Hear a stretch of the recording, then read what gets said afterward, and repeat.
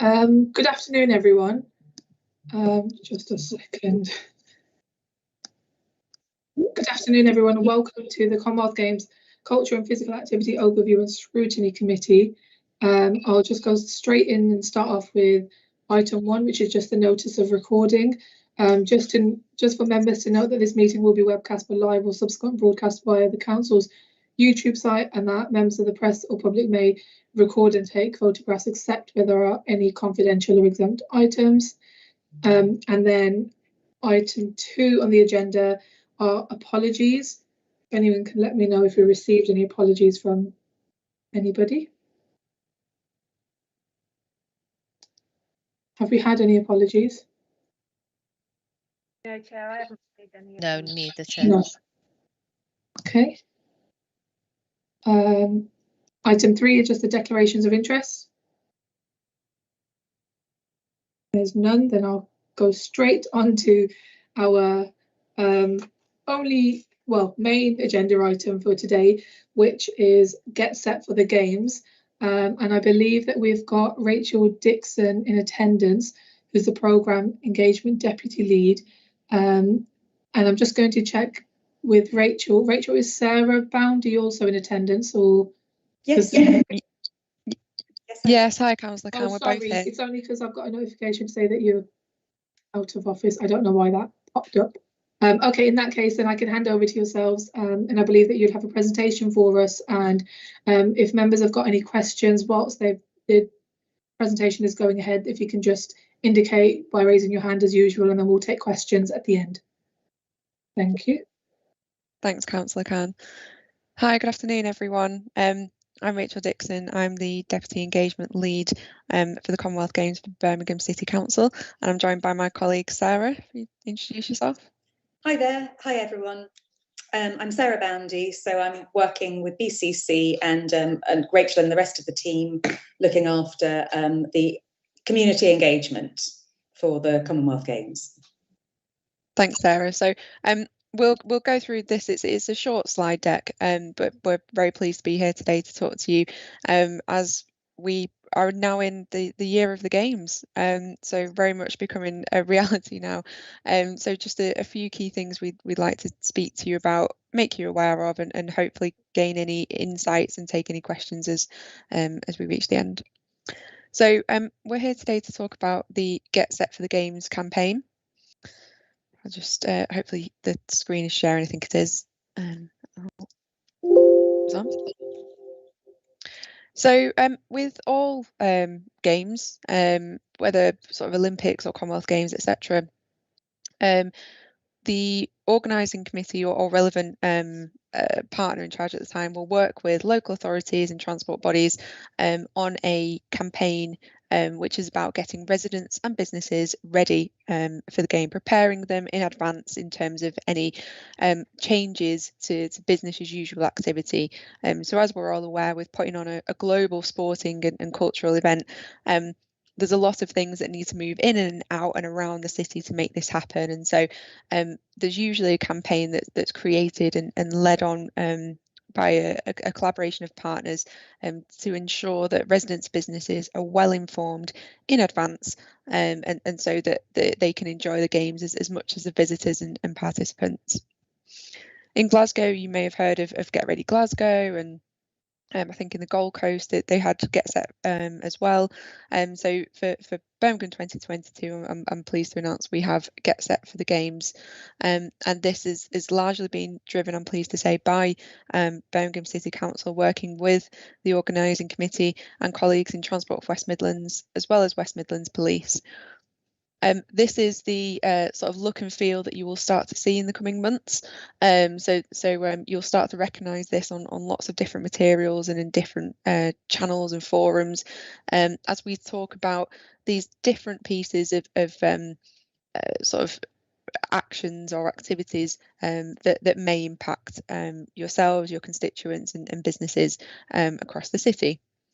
So under the umbrella of Get Set for the Games, you will all likely hear about the road race event routes and impacts associated with them, a soft launch of this campaign in earnest started around October last year, when we launched the road race events, and for Birmingham that was the marathon and part of the triathlon. And so I think we sent a letter out to those that are sort of along the marathon route to around 56,000 properties and around 10,000 around Sutton, just as a bit of a hello and an introduction, and we'll continue to engage with those in the coming months. Advertising, trading and brand standards and restrictions. So this is of particular relevance under the Games Act to traders and businesses within the identified zones that are now publicly known. And this just provides guidance and advice on what you can and can't do in terms of promotional activity within those geographies during games time, and people and businesses, traders can apply for permits, etc., as they wish. And we're working with colleagues in trading standards in the council and Paul Lancaster's team, etc., to ensure that again our traders and businesses are well informed in advance and have the guidance that they require in the coming months. The biggest driver under this campaign, and the biggest piece of information that people will hear about, is to do with travel demand management. So this is all about planning ahead, planning your journeys, your movement in, out and around the city during games time, in the run up to and after, as the games show leaves the city.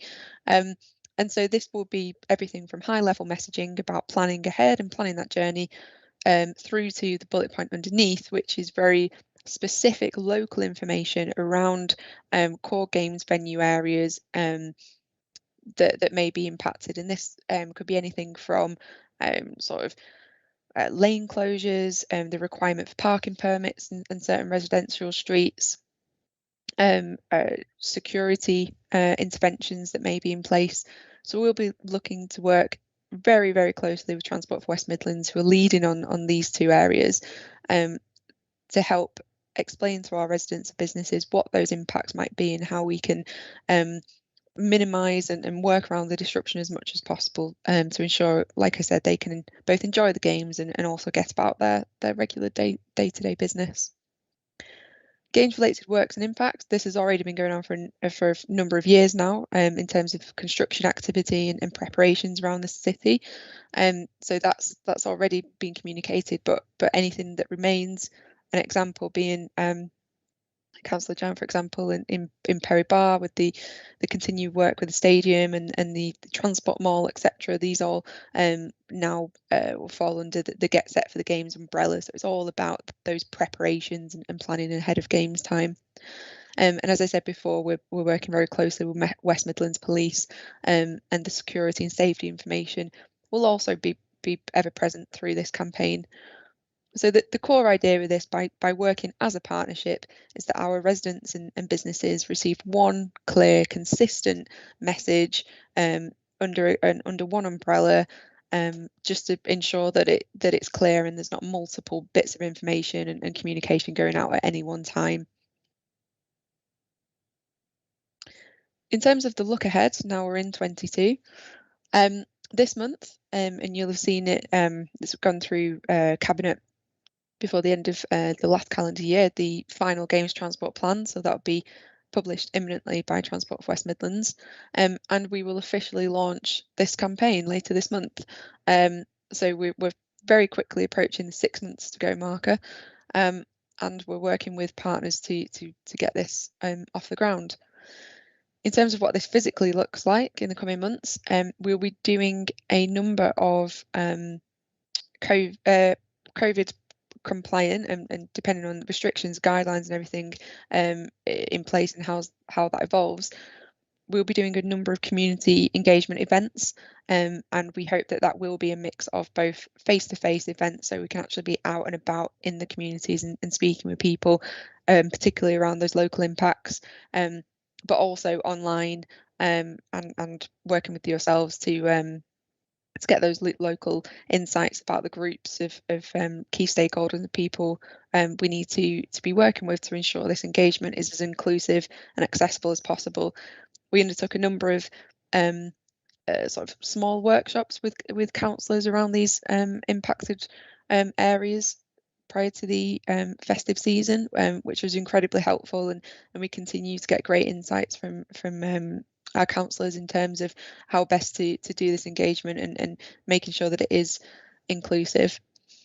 It will start to ramp up, so we're very much gearing towards the start of this now, and those sessions we hope to begin from sort of late February, early March, but certainly before the election period, and then this activity will run through to games time then, and we'll be in consistent contact with our residents and businesses.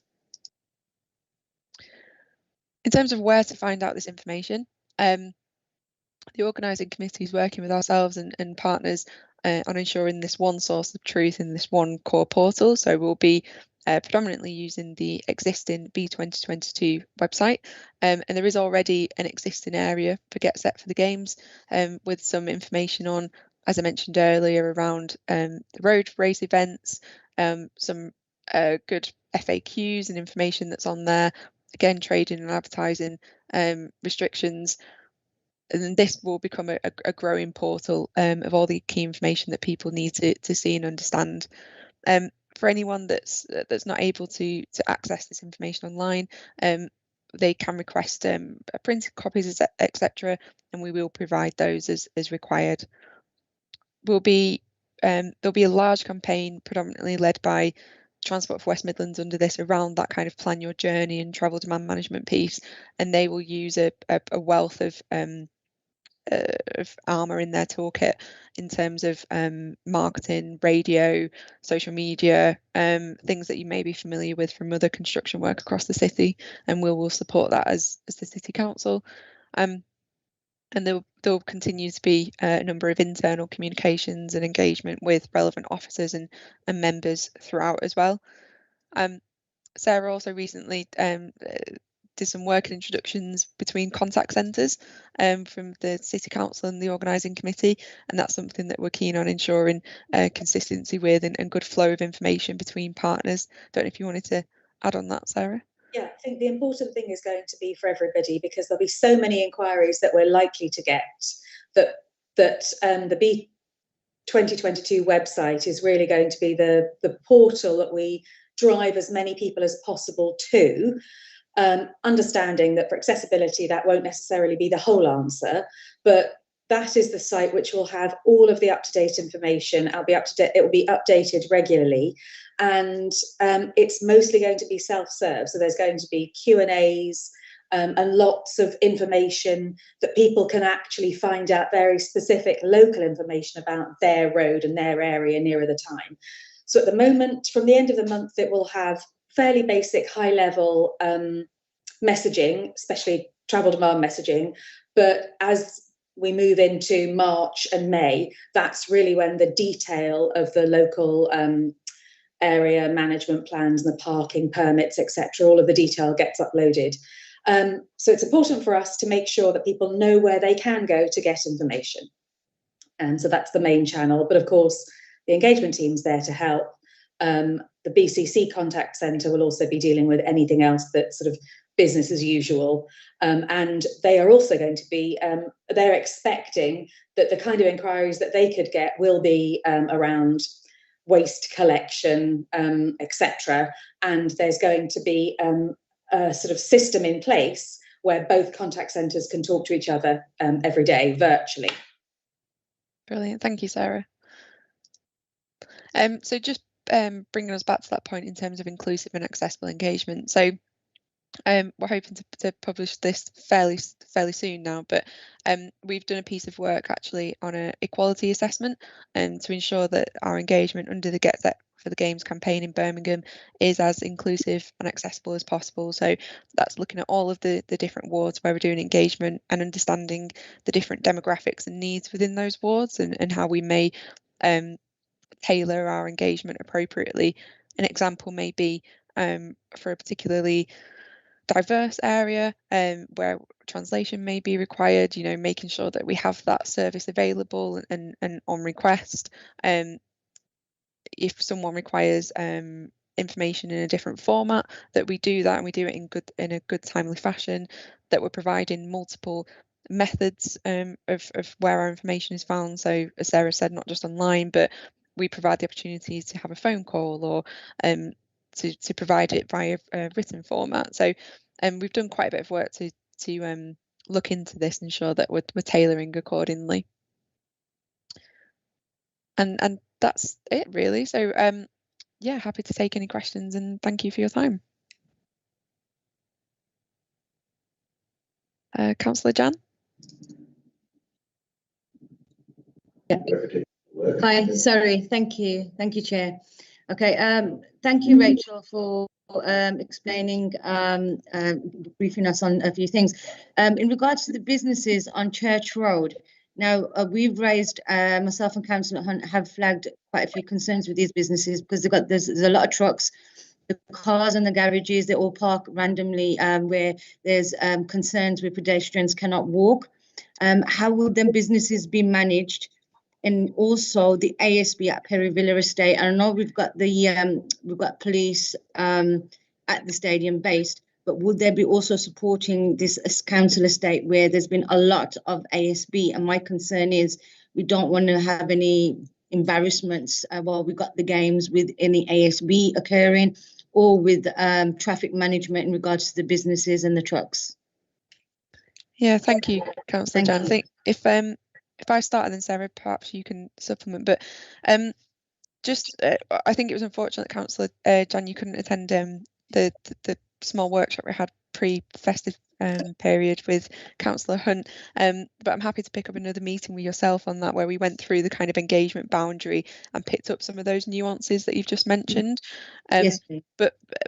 And so happy to meet again. But if I take your second question first, in terms of Perivilla residents and that area, we're really keen to work with residents and businesses, understand any concerns and issues, and that is a particular area where we would look to do some bespoke engagement. And part of going through the engagement boundaries with members is you have that local insight, and you can, obviously help us understand any of those concerns, etc. So we are dividing ourselves up in kind of sub teams, so that we have dedicated resource into these areas, and we will be obviously sharing intelligence and working very closely with West Midlands Police and Transport for West Midlands, so that we understand where the attention needs to be, or how we can better support certain areas. In terms of your concerns regarding Church Road, the businesses along there and some of their activity, again, it's an area that we'll look at very closely. There will be engagement with businesses, and that will fall under the sort of local area traffic management plan. We'll have to look at the detail there in terms of what's in place, but there'll certainly be engagement with Church Road, certainly. Do you want to come in, Sarah? The only thing really to add is that it's inevitable that there will be disruption and impacts on local businesses and local residents, despite everybody's best efforts to keep them to a minimum. So the idea of the Get Set for the Games is really to make sure that we give everybody a heads up and enough notice as possible, because very likely that businesses will need to make alternative arrangements in terms of delivery times, etc., etc. But the detail isn't there yet. So at the moment, we're still in gathering sort of local insight and local information. So your feedback's really welcome. But yeah, over time, we would expect that we'll be able to make sure that all of the businesses and residents that are impacted will have an understanding of what it is that they can and can't do in the run up to the games, and also through games time. Thank you. Councillor Jan. Oh, I can hear someone else's mic. Sorry. Oh, okay, sorry. So yeah, thank you, Councillor Jan, for your question, and for Rachel and Sarah for answering. If I can just take Councillor Straker-Wells, your hand is raised. You can ask your questions or comments. Thank you. Before I do, can I check whether we're talking about, I mean, I've got questions about business and the residents and the engagement with them, but are we talking primarily about the Peribar area, or are you talking about business right across the city? Yeah, so this is we have a predominant focus around games venues and games sort of core areas of activity. So this includes not only Perry Bar with the stadium area, but also the length and route around the marathon. It includes Sutton Park, the location of the triathlon. It includes activity around the city centre and around Smithfield. So it has core focuses in terms of and the university and Edgbaston in terms of where games activity will be held. But there is also a higher level on top of that, which is the travel information, which of course is citywide, and that's about movement in and out and around the city. Right, I think I got that. Yes. Okay. So if perhaps another example, so for residents who live near Edgbaston Stadium, for example, there's obviously activity going on within that setting on certain days during games time. There'll be a period of setup during the games and after when things are removed. As a local resident in that area, you will receive much more detailed engagement and an opportunity to speak to a member of the games partnership in advance of the games. Whereas someone slightly wider outside of the city, not necessarily impacted, so to speak, by the games, will receive the higher level general travel information. So it's providing a bit more of a bespoke service to residents and businesses that will be impacted by the games being put on. I think, is that Sarah's? Yeah. So I think, yes, that's right. So the Get Set for the Games, much of the information that the majority of people will see is likely to be high-level travel demand management messages. So plan ahead. You may need to take alternative routes to make your usual journey. Those kind of things. But actually, when people want the detail, if they live locally they're going to be impacted because they live near to a venue or they live on one of the road event routes, then they will be able to actually go online and see detailed information about road closures, parking restrictions in their area, and we'll also be having local sessions, drop-in sessions, ideally face-to-face, but definitely virtually as well, where people can actually raise concerns, ask questions, so that they can make their own arrangements through games time. Right, Chair, if I may, shall I confess where I spend a lot of my time? I'm one of the councillors for Moseley, which kind of vaguely fits into some of the categories you're referring. We're not far away from Edgbaston. We're pretty near the city centre. We are also a hub for all sorts of things, including some of the best restaurants and catering places in the country. And right, that's enough of I've done the commercial. And I'm glad to hear you're talking to business improvement districts and so on. But for instance, supposing quite selfishly, the hospitality people in Moseley, and hospitality has taken one hell of a hit as part of the pandemic. So have the arts, and we've got some fantastic arts places like the Midlands Arts Centre. Obviously, if they are able to be involved in everything that's going on, including increasing their footfall, increasing the number of people who have access to their venues and all the rest of it, but also making sure they're not disruptive, then that will be good for us. Sorry, Chair, it's not a particularly helpful question, but any light you can shed on that would be really helpful. Well, certainly, hospitality is going to be already one of those business sectors that are being engaged at a high level with games partners, because yes, we're mindful that actually hospitality we want to be very busy through the games. Actually, just a small point, the Art Centre is going to be, we're hopeful, one of our drop-in venues. So we're actually hoping to use that because it is such a good location to reach definitely people that live near Edgbaston and around and are likely to be impacted. So that's a small, just a small note on one of the venues that you mentioned.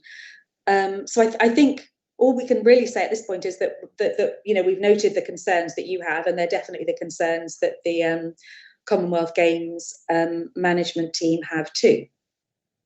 Right. Yeah, I think I'd just supplement that as well, and to say, I think the whole partnership is we really want to encourage all areas to celebrate the games and the cultural festival coming up, and so you know, I'm very familiar with Moseley and Kings Heath area, and it has, you know, a fantastic offering for not just residents and businesses, but visitors and tourists in particular. You know, it's a core area and one we'd love people to visit. So I think you know, that there will be opportunities in the coming weeks and months for areas like Moseley with active streets and communities to sort of create their own games vibe during that time. You know, there'll be community packs that can be purchased to decorate streets and you know, an opportunity for street parties and the like, so that the games atmosphere is actually city and region wide. It's not just down to the area where venues are. So really encouraging, and we hope and that, you know, many areas in Birmingham get involved, and of course we are working with business improvement districts and the Chamber and others to encourage that too. Okay, thank you, Chair. I've got some other questions, but I'm going to shut up now and let other people get in. Thank you. No, thank you, Councillor Straker-Wells. I didn't interrupt as you were asking your questions because I just thought it's easier for you to just get out exactly what's going on in your mind in terms of how it would work in Moseley, and obviously making best use of all of the different things that Moseley does have to offer. But if you do have any other questions, then do feel free to raise your hand again. In the meantime, as we don't have any other hands raised from other elected members, I've got a few questions myself, so I'll run through them, and Councillor Straker-Wells, in that time, if anything else comes to mind, or if you would like to ask any other questions, then please do. So going back to the presentation, Rachel, I think you mentioned engagement with councillors at some point. I can't remember what slide it was on. I was just wondering, who did you engage with? I don't mean specific councillors, I mean in terms of how did you reach out to them, or what kind of forum or format was that in?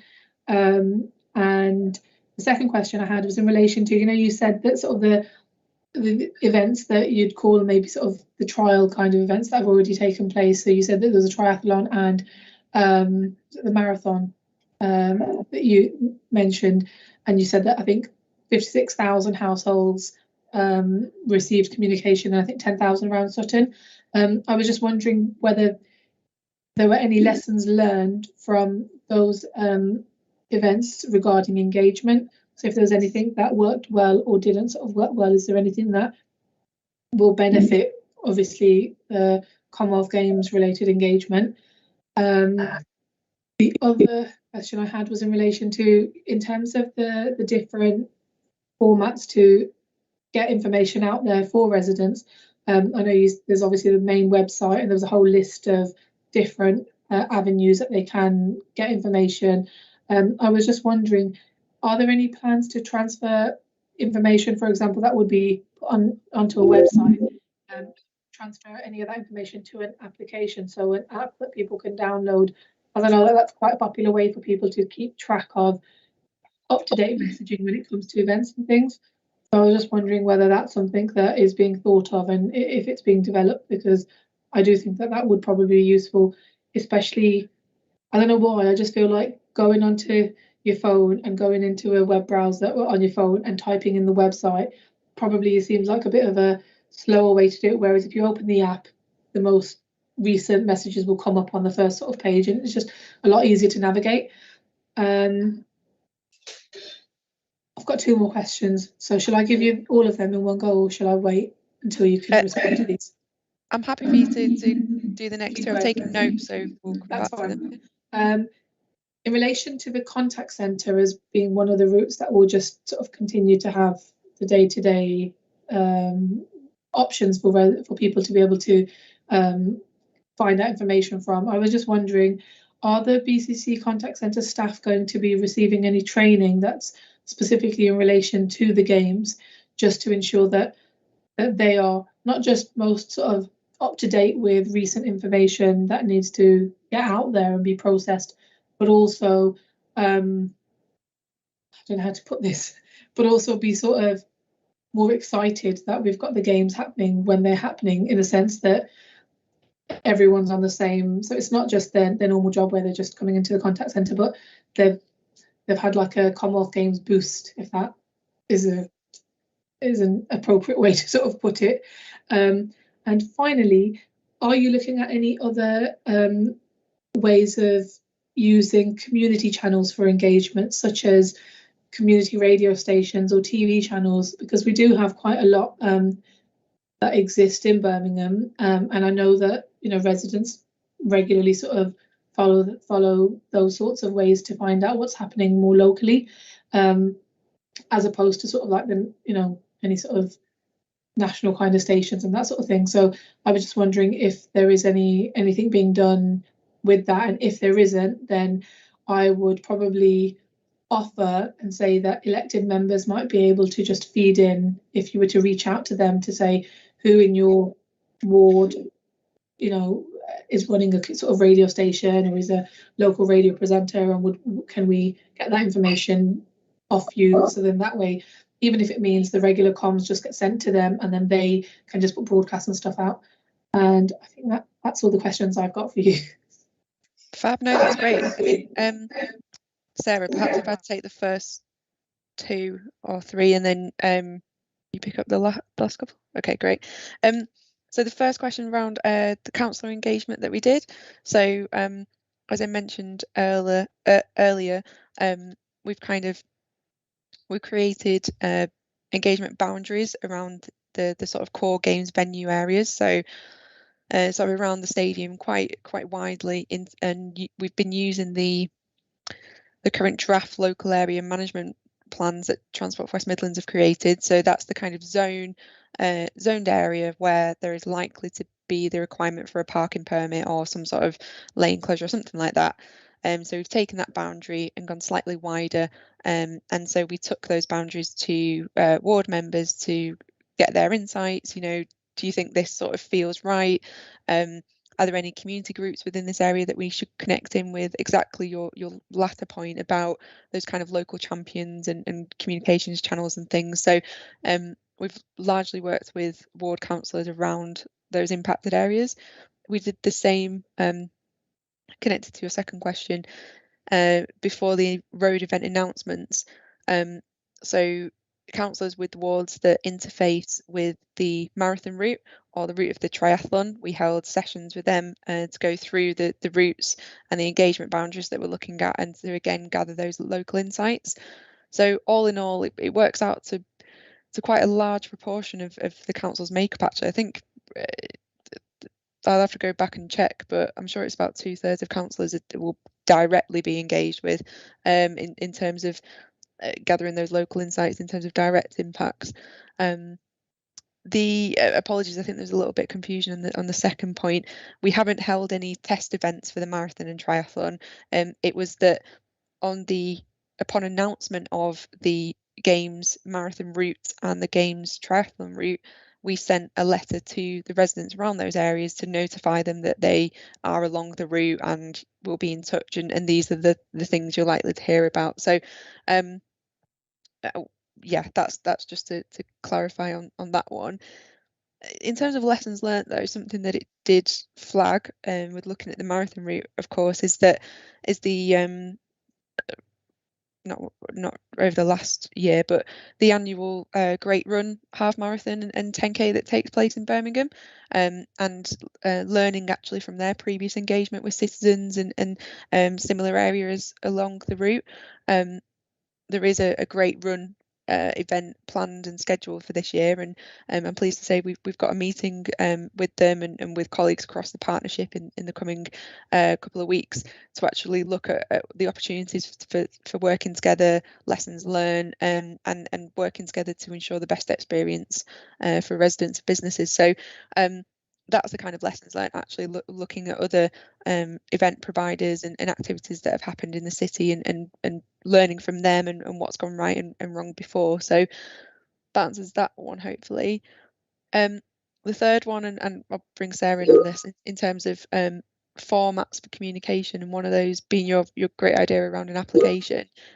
There will be the organising committee are working on a spectator app, where there'll be a lot of information on there as you would for most games. I think, Sarah, if you want to pick up from there.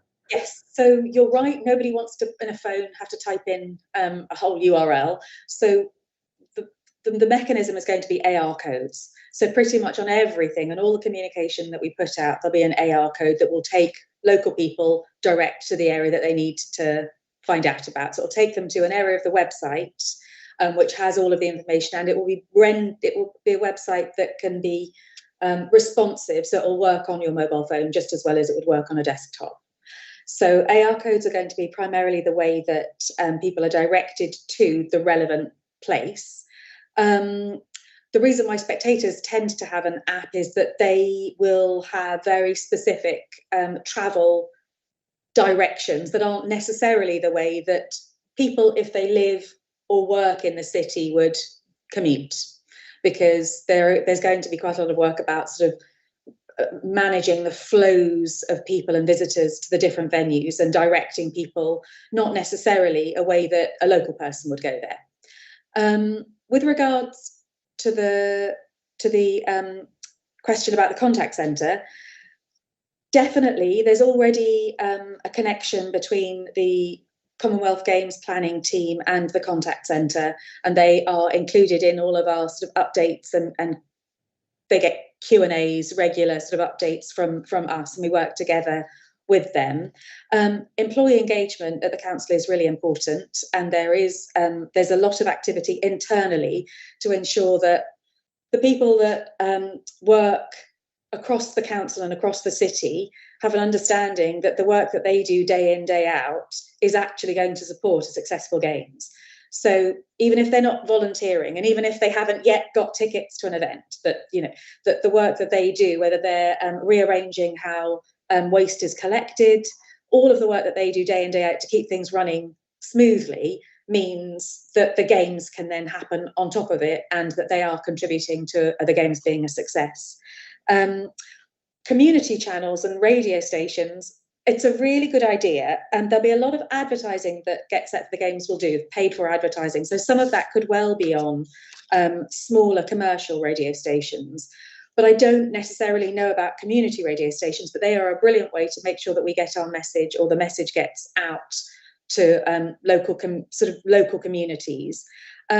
I think that definitely there'll be people likely from Transport for West Midlands and the organising committee that will take part in radio phone-ins and that kind of thing, or just, because that's quite a nice way to reach an audience, a wider audience, and people often phone in with the same question, that you might be asking if you're just sitting listening to the radio.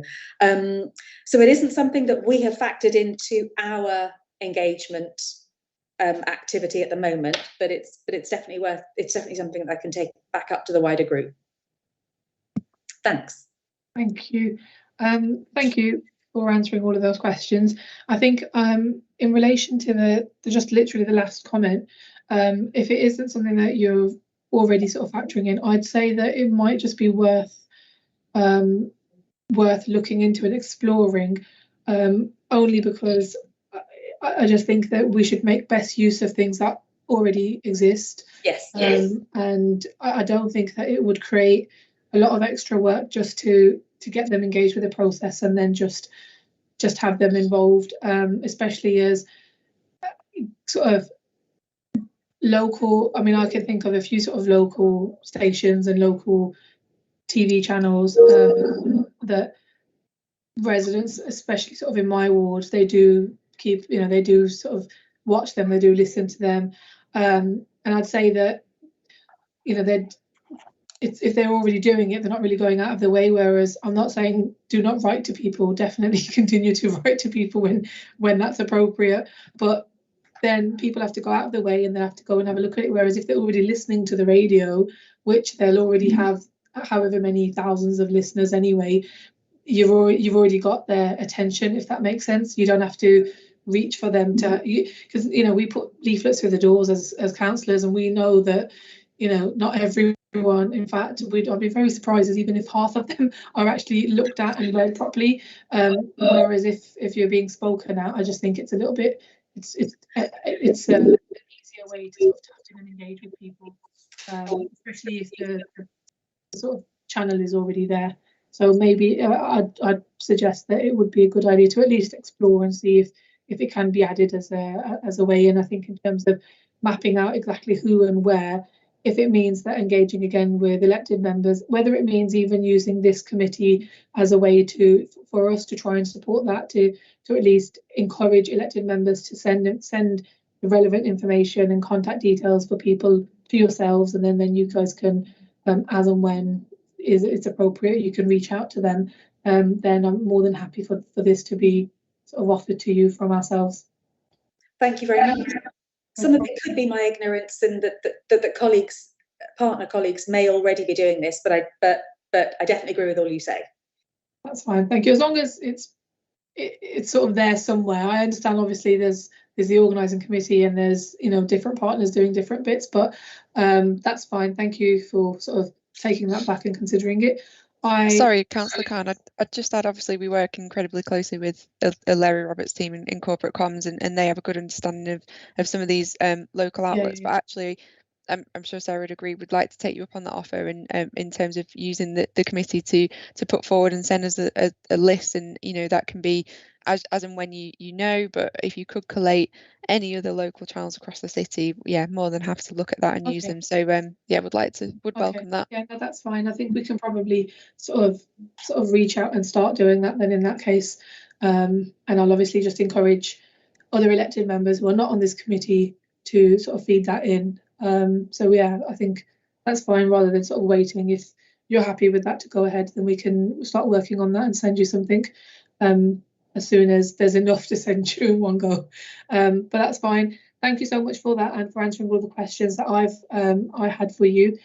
I'm just going to pause for a moment before moving on to see if there are any other questions from elected members of the committee, or if Councillor Straker-Wells, I'm not putting you on the spot, by the way, I'm just checking to see whether you did want to come back or not. Either way, it's absolutely fine. Okay, your hand is raised, so I'll bring you in now then. Councillor Straker-Wells. Thank you. Yes, you've actually answered most of the questions I have, but I've got just a few left. And a couple of the questions around the join up that you have with the comms team and with others. Like, for instance, are we aware of the attitude surveys that perhaps they have undertaken, and are the different responses from different age groups being factored in? You've told us quite a lot about your response to the diverse communities and how you're going to get in touch with them about all sorts of things, and I think that sounds very, very positive. But the other people I'm particularly interested in, schools, colleges, universities, again, for reasons of travel and difficulties that schools have all over Birmingham, dropping off and picking up, but also for their involvement. Very interested in what's planned to engage with schools as entities in their own right, and colleges and universities. And because of a particular responsibility I have in the city, I know that opportunities have been offered to children in care, but I also wondered if there was any other work we can do in terms of engagement to get in touch with them. Sorry about all that.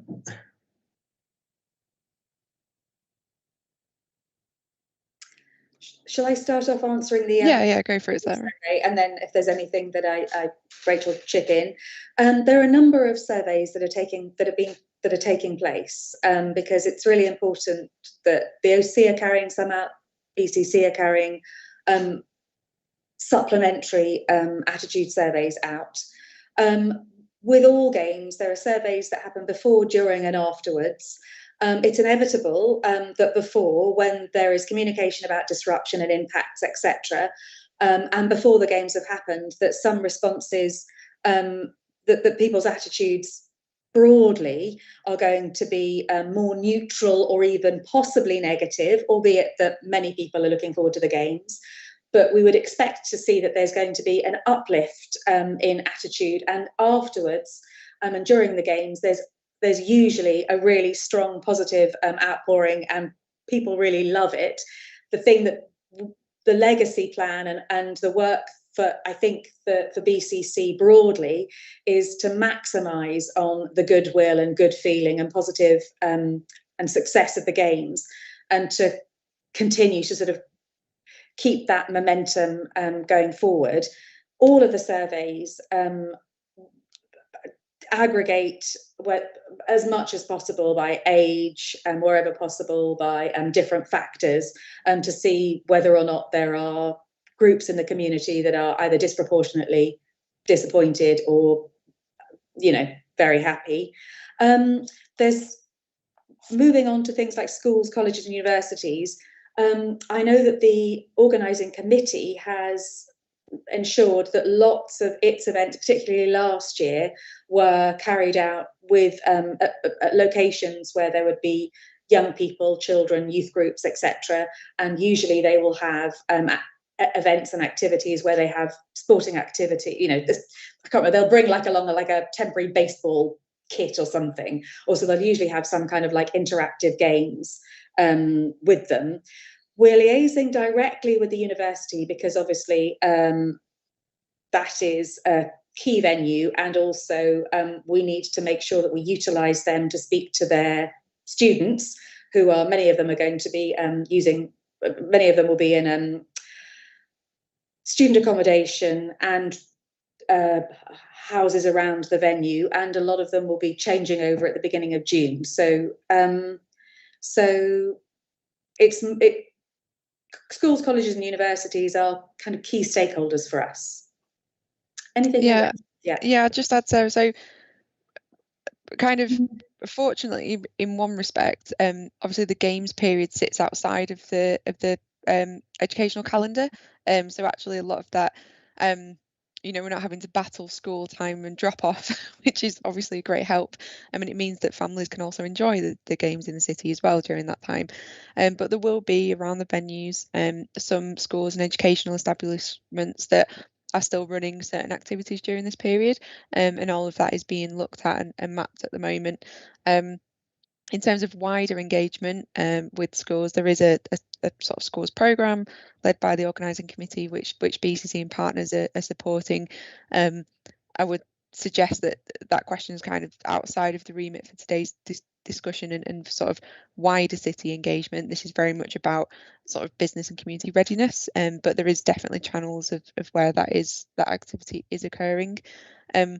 Similarly, very valid and good question in terms of children in care, and obviously that there is that commitment there that has been made currently, but again, we'd have to take that question back to colleagues, just because of the scope of today's session is very much about the business and community readiness, and that's sort of Sarah and I's core focus rather than the sort of wider participatory part of the games. Thank you. Thank you.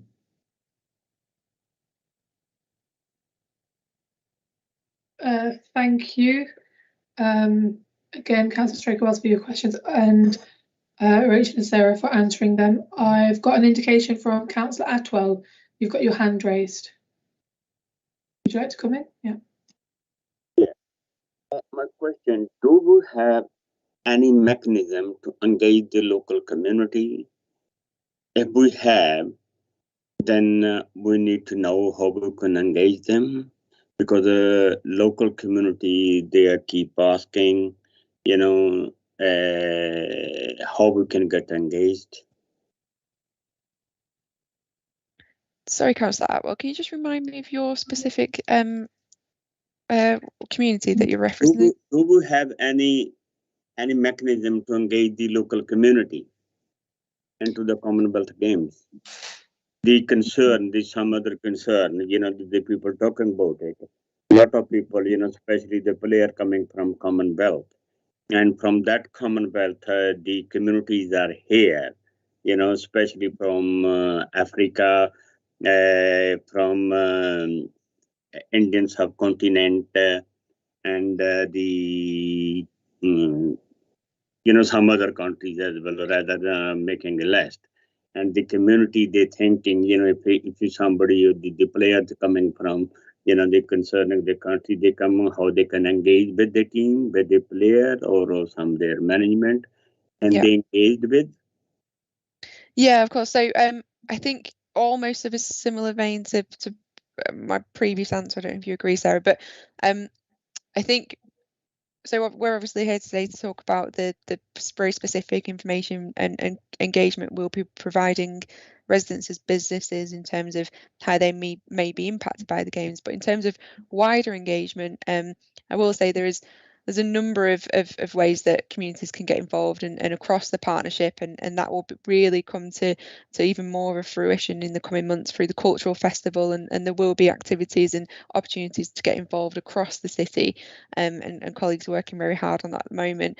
There's also previously been things like the Celebrating Communities Fund, which has been open and accessible to all wards, and the Strong Communities Fund, as well as the Creative Grants Scheme, and these are citywide pieces where people can get involved.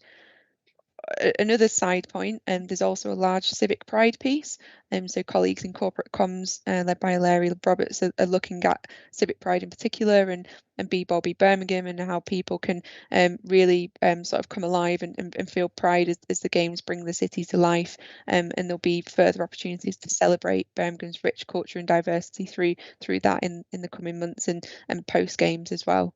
Don't know if you want to supplement that, Sarah. Do you have any link where we can contact that link and get engaged the community with? So there are there's multiple links in terms of the Birmingham 2022 website, and all of the available grants and programmes and schemes are regularly advertised on there, and also the City Council largely promotes all of the available schemes across all of its channels and to relevant communities, but certainly we can share again those links and information, and they can be shared with you again. Thank you very much for the information. Thanks, Chair. Sorry, Sarah, was there anything you wanted to add on? I think that's it. I think just also to say that obviously we would be looking out for ward councillors and local councillors to also to ensure that they are also passing the message on anytime that they know about things like, creative grant schemes, etc., etc. Thank you. Thank you, Councillor Atwell, and again, Rachel and Sarah. I've just noticed, Martin, that you've got sorry, Councillor Records, you've got your hand raised. I think that's a new hand, so would you like to come back in? Sorry, I've just lowered it. Oh, okay. Okay, that's fine. In that case, thank you ever so much to yourselves, both Rachel and Sarah, for coming to our committee and doing your presentation, and of course also answering all of the questions that we've asked you. I think sort of moving forward, what we can do is what we discussed earlier, to try and send you sort of more community radio links and community sort of media resources and contacts that we've got. So I'll sort of work on collating that and encouraging elected members to send that through to myself and us, and then we can forward that to yourselves, and then hopefully you can sort of tie that into the work that you are doing around sort of getting the messaging out there. And just thank you again. Thank you very much. It's been really great to come to the forum today, and thank you for all your questions and insights, and yeah, look forward to working with you all in the coming months. Brilliant. Thank you so much. Thank you very much. Members, I think we can now move on to the next item on the agenda, which is the work programme. It is obviously for discussion. I just wanted to raise, as part of the work programme, that we are, well, there is an intention for us to take a report from this committee to the City Council in March as part of an appendix to the Scrutiny Business Report, just giving the chance for us to take something to the full council and give people a bit of an update as to what work the committee has been doing. So I just wanted to sort of mention that to elected members, well, committee members here, just so that you're aware that that is, I think, subject to sort of it being approved, and just making sure that it's possible to go to the meeting in March. There is a plan for that to happen. So I don't know what elected members, committee members' thoughts are on that. And also we do have an intention for the leader and Craig Cooper to hopefully come back around March as well. We're just going to sort of check diaries and see if it's possible for that to happen. But just now that we're getting closer to the games, just to have them back to our committee to give us a bit more of a detailed, up-to-date sort of briefing as to where we are at from their sort of perspective. So that's what we've got planned. If members don't have any comments on that, then I will take that as you're in agreement and happy for that to take place. That's what I'm going to do. And Agreed. thank you. Agreed. Brilliant. Thank you ever so much. And the date for the next meeting is the 9th of Feb at 1:30. And then if there's any other urgent business, none. Just one thing before members think that the meeting is completely over. This meeting I will draw to a close in about a minute or so, but just to remind members that we do have the workshop with regards to the Queen's Baton Relay taking place straight after this. So we'll probably have a few minutes to sort of log out of this meeting, and then that will be, again, obviously online, but it won't be streamed. So this is just a workshop session that we've got afterwards. So once I end this meeting, we'll have to leave this one, and there should be another link in your calendars to join the other one. And that, you know, you can have a bit of a break and go make a cup of tea if you want to. But that one is scheduled to start at 2:30. So I shall see you over there shortly. Thank you ever so much, members, for attending this meeting and for being engaged in the process. And I shall see you guys over in the other meeting in a minute. I'll join